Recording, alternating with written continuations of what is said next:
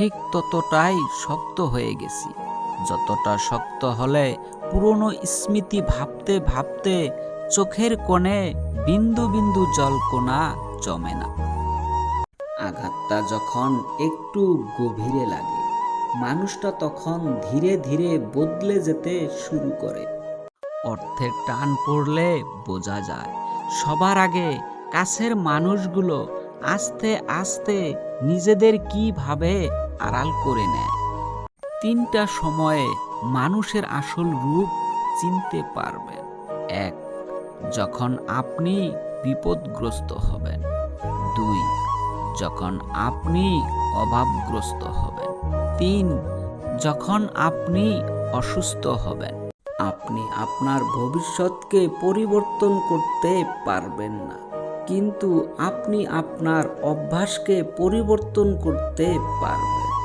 আর এটা নিশ্চিত যে আপনার অভ্যাস আপনার ভবিষ্যৎকে পরিবর্তন করতে সক্ষম। অতীতের কথা ভেবে কষ্ট পাওয়া হলো আবেগ, আর অতীত থেকে শিক্ষা নিয়ে সামনে এগিয়ে যাওয়াই হলো বাস্তবতা।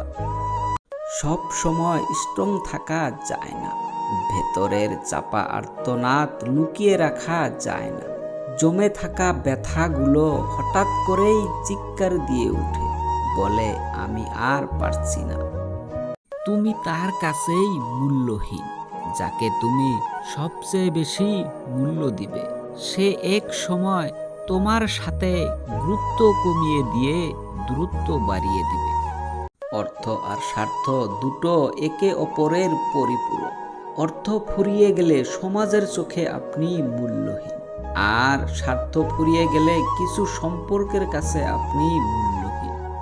কাজের কারণে আমরা ক্লান্ত হয়ে পড়ি না, আমরা ক্লান্ত হয়ে পড়ি দুশ্চিন্তা, হতাশা এবং বিরক্তির কারণে।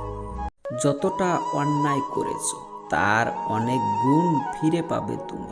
আমি বলছি না এটাই নিয়ম, প্রকৃতির নিয়ম।